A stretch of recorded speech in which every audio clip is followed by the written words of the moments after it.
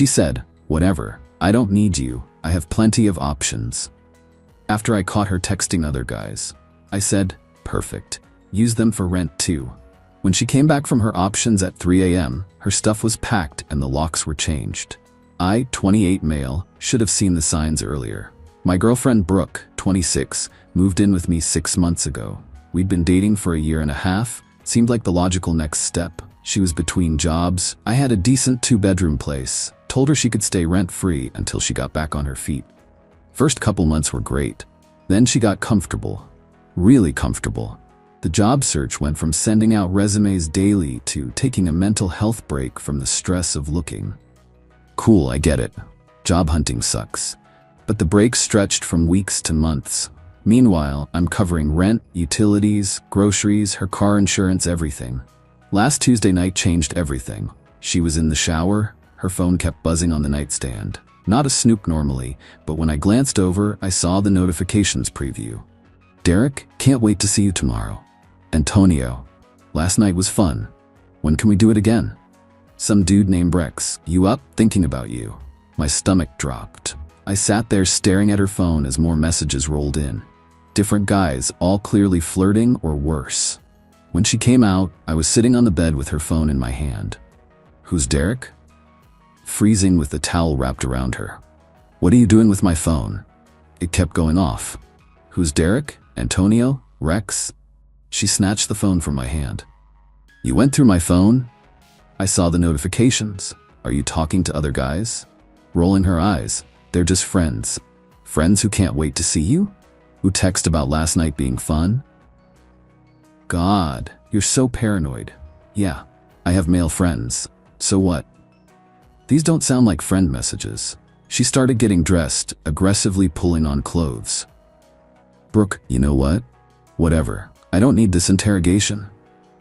"I'm not interrogating you. I'm asking why you're getting flirty texts from multiple guys while living in my apartment rent-free." That's when she dropped the bomb. "Whatever. I don't need you anyway. I have plenty of options." Options? Yeah, options. Guys who actually appreciate me, who don't make me feel bad for having friends, who would be happy to have me around. I sat there for a second, processing the audacity. Here's someone I've been fully supporting for months, and she's not just texting other guys, she's throwing it in my face. Me, perfect. Then you can use those options for rent too. Excuse me? You heard me. If you have all these options who appreciate you so much, I'm sure one of them would love to pay for your lifestyle. Are you seriously kicking me out over some texts? I'm telling you that if you have better options, you should explore them. All of them, including housing. She laughed. Actually laughed. You can't kick me out. I live here. I have rights. You're not on the lease. You don't pay rent. Legally, you're a guest who's overstayed their welcome. You're bluffing. Try me. She grabbed her purse and keys. Brooke, you know what? Fine. I'll go stay with someone who actually values me. Don't wait up. And she left. Slammed the door hard enough to shake the pictures on the wall. I sat there for about 10 minutes, alternating between hurt and anger. Then I made a decision. If she wanted to play games, I'd show her I wasn't playing. First, I checked the lease laws in my state. Since she hadn't paid rent and wasn't on the lease, she was considered a guest. Still had to give proper notice, but I had more flexibility than if she was a tenant. Then I got to work. Update 1. Brooke didn't come home that night. No texts, no calls. Radio silence. I used the time productively. Went to the hardware store first thing in the morning, bought boxes and packing tape, then systematically packed up every single thing of hers. Clothes, makeup, hair straightener, that stupid decorative pillow collection she insisted on buying with my credit card, everything. Labeled each box clearly. Brooke, bedroom, Brooke, bathroom, Brooke, kitchen. 23 boxes total. Stacked them neatly in the living room. Around 2 p.m. she texted, Brooke, hope you cooled off, be home later to talk. Me. Take your time. Your things will be ready. Brooke, what's that supposed to mean? I didn't respond. She rolled in around 11 p.m., Derek dropping her off in his Honda Civic. I watched from the window as she kissed him goodbye. Real classy. When she tried her key, it still worked. I'm not stupid enough to illegally lock her out. But she walked into an apartment that looked very different. Brooke. What the hell is this? All her stuff was packed and stacked by the door. I was on the couch watching TV. Me your things. Figured I'd help you move to one of your better options. Are you insane? Unpack all of this right now. No. This is my home. Was. You made it clear last night you have better options. I'm just facilitating your transition. She started opening boxes, throwing things around. This is ridiculous. You can't do this. Actually, I can. I've already given you written notice to vacate. 30 days as required by law. Check the kitchen counter. She stormed to the kitchen, found the formal notice I'd had notarized that morning. Brooke, you're serious? Dead serious. You have 30 days to find new accommodations. I'm sure one of your options has a spare room. She tried tears next. Baby, please, you're overreacting. They really are just friends. Friends you stayed with last night? Friends who text you at midnight? Cool. They can be friends who house you too. Where am I supposed to go tonight? Same place you went last night. Derek seemed welcoming.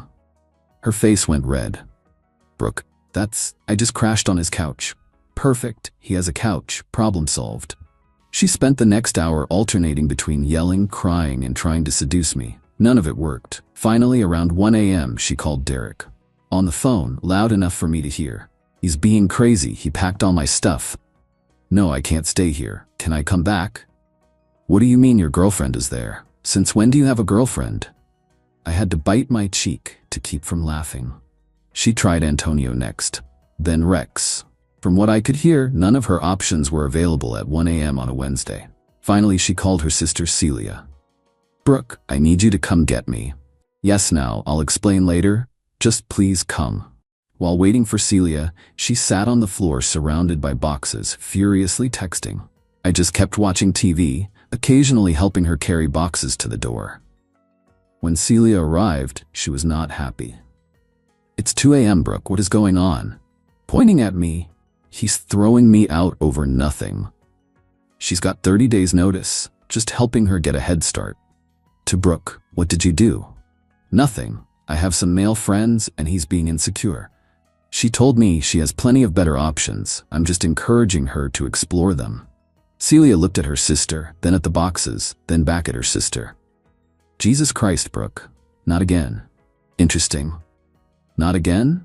They loaded what they could into Celia's car. Took 3 trips. I helped carry boxes. I'm not a monster, just done being a doormat. As they loaded the last box, Brooke turned to me. This isn't over. I have rights. I'll call the police. Me, please do.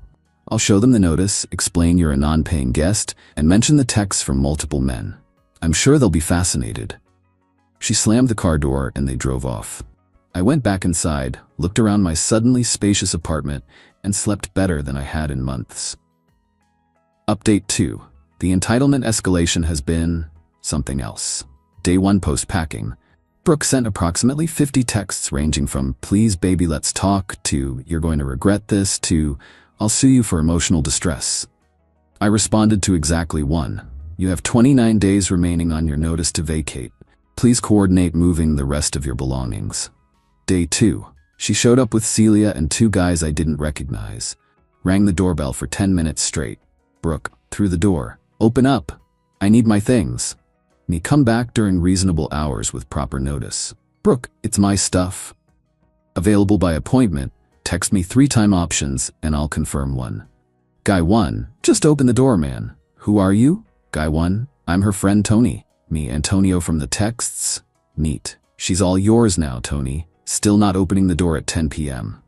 They left after neighbors threatened to call the cops. Day 3. The victim narrative began. Suddenly, I'm all over her social media. Friends screenshot and sent them to me. According to Brooke's posts, I'm an abusive narcissist. I trapped her financially. I went through her phone and violated her privacy. I'm keeping her hostage from her belongings. She's homeless because of my insecurity. The comments were enlightening. Lots of "you go girl" and "he doesn't deserve you." But also several "didn't this happen with Trevor too?" and "girl, maybe stop moving in with guys so fast." Day 4. She showed up at my work. Security had to escort her out when she wouldn't leave the lobby. Brooke, yelling as security guided her out. Tell him I need my laptop for job applications. He's sabotaging my career. She doesn't own a laptop. She used mine. For Instagram mostly. Day 5. Legal threats via text from some guy claiming to be her legal advisor. Pretty sure it was just Rex trying to sound official. Lots of hereby and forthwith, but zero actual legal knowledge. I forwarded it to my buddy who's a paralegal. He laughed for 5 straight minutes. Day 6. The flying monkeys arrived. Her mom called me. Mama, honey, I know Brooke can be a handful, but putting a young woman on the street? She has options. Her words, not mine. She's staying on her sister's couch. And she stayed on some guy named Derek's couch 2 nights ago. She seems to like couches. That's different. How? Sighing. Look, just how much would it cost for her to stay another month? It's not about money. It's about her telling me she has better options while texting multiple guys from my apartment that I pay for entirely. Mom, boys will be boys and girls need attention. Me, then boys can pay for that attention. I'm done. You'll regret losing her. I'll risk it. Day 7 today. This morning was special. Brooke apparently convinced one of her options, a guy named Kendall, to be her muscle. He showed up at 7 a.m., pounding on the door. Kendall, yo, open up. I'm here for Brooke's things. Through the door. It's 7 a.m. So? I got work at 9. Let's do this. Me, she needs to schedule a time. I have work too. Man, just give me her stuff and we're good. Are you on the lease? What? No. Me, is your name Brooke? Obviously no. He kicked my door. Actually kicked it. I'm calling the police. Wait, no man, I'm leaving. I called anyway. Gave them his license plate, got it from my window. Turns out Kendall has warrants. Whoops. About an hour later, Brooke called from a number I didn't recognize. You got Kendall arrested? Me, Kendall got Kendall arrested. I just reported someone kicking my door. He was trying to help me. Maybe pick helpers without active warrants next time. How was I supposed to know that? Due diligence? Background check? Maybe don't date criminals? We're not dating. He's just a friend. A friend with warrants who kicks doors at 7 a.m. You really know how to pick them. She hung up. This afternoon, I got a text from her. Brooke, fine. Can I please schedule a time to get my remaining things? Me, Saturday, 10 a.m., 12 p.m. Bring whoever you need to help carry boxes. No one with warrants, please. That's not funny. Wasn't joking. I'm honestly amazed at the entitlement. She really thought she could live rent-free, text other guys openly, tell me she had better options, and I'd just accept it? The fact that she's shocked by consequences is mind-blowing. Her sister Celia reached out privately. Celia, hey, sorry about all this. Brooke's done this before. She doesn't learn. Good for you for standing up to her. Done this before?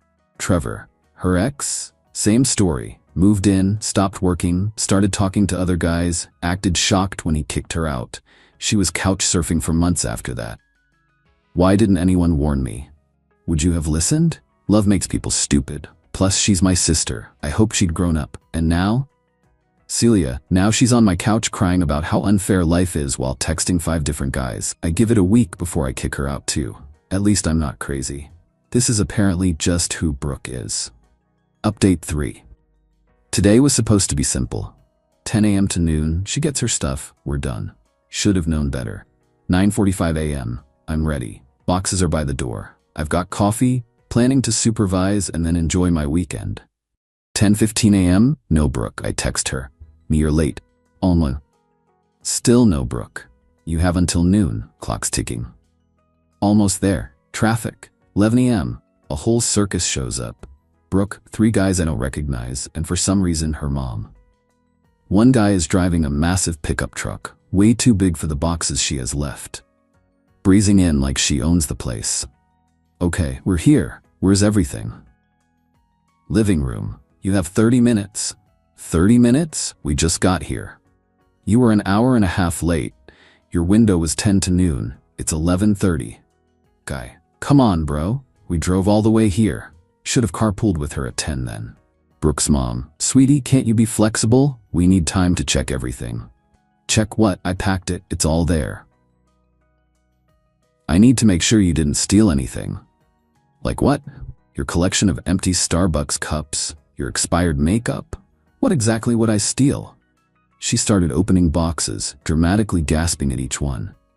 "Where's my phone charger?" "The one you left plugged into my outlet. I put it in the electronics box, labeled clearly." "My hair straightener better be in here." Guy 2, "Babe, we should hurry." "Babe? Interesting." Brooke shot him a look that could kill. Clearly didn't want that slip in front of me. They started carrying boxes out, slowly, like comically slowly. Brooke was directing traffic instead of helping. "Brooke, careful with that one. That has my vision board." "Your vision board of becoming an influencer? The one made for my magazines?" "Those magazines were communal property. I have the receipts. Would you like copies?" Guy 3 tried to wander toward my bedroom. Me, "Where are you going?" Guy 3, "Bathroom?" Me, "Down the hall, other direction." "And why is the bathroom in my bedroom?" "Just checking, man." "For what?" "Stay with the group." Most boxes are out. Brooke's doing a final sweep, clearly stalling. "I can't find my grandmother's necklace." "The one you pawned 2 months ago for concert tickets?" Her mom's face was priceless. "You pawned Nana's necklace?" That's not." "He's lying." "I have the pawn shop receipt. You asked me to keep it so you could buy it back when you got a job." "Mom." "Brooke Ann?" "Noon. I'm standing by the door." "Time's up. Whatever's not out now stays until you schedule another appointment." "We just need 5 more minutes." "No." Guy 2. "Don't be a dick, man." Says the guy she's calling babe while she lived with me until a week ago. Real classy. Guy 2 suddenly found his shoes very interesting. Brooke tried one last manipulation. "You know what? Keep it all. I don't need reminders of this toxic relationship. I'm starting fresh with people who actually value me." "Cool. I'll donate everything to Goodwill. Tax write-off." "Wait, no. I'm taking my things." "Then take them, now." They grabbed the last few boxes. As they were leaving, Brooke turned for what I assumed she thought would be a dramatic final word. "You'll regret this. When you're alone and realize what you lost." "What I lost? An unemployed leech who texted other guys from my couch? I'll survive." "I was finding myself." "Well, you found Derek, Antonio, Rex, Tony, Kendall with warrants, and..." Looking at guy number 2. "Sorry, didn't catch your name?" Guy 2. Lamar." "And Lamar. Lots of self-discovery happening, just not job discovery." Her mom grabbed her arm. "Brooke, let's go. You've embarrassed yourself enough." As they loaded the truck, I heard her mom laying into her. 6 guys, Brooke? 6? While living with him rent-free?"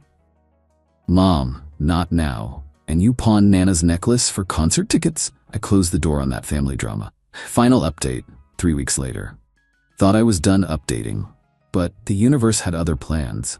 Last week, I get a notification that someone's trying to log into my Netflix, then my Amazon, then my HBO Max, all from different IP addresses. Password reset time. Then Celia texted me. "Celia, heads up. Brooke got kicked out of my place. Caught her trying to steal my credit card. She's spiraling. Where's she staying now?" Rotation between her options, I think. New guy every few nights. She's posting about being a free spirit and not being tied down by society's expectations. I checked her Instagram. Not following, but it's public.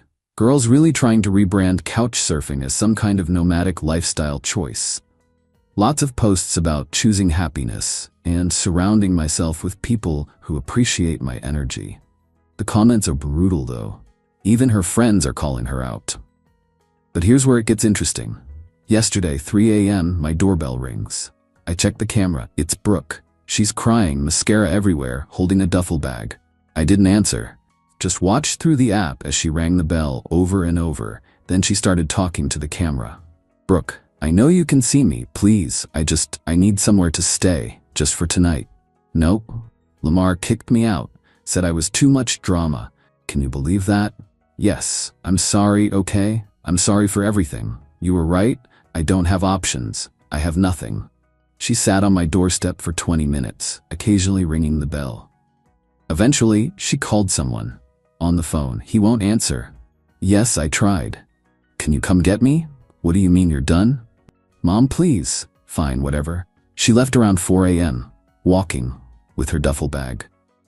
This morning I get a text from an unknown number. "This is Derek. Brooke gave me her number. She needs her W-2 from when she worked. Can you send it?" Me, "She hasn't worked since we've been together." She said she did freelance work from her place.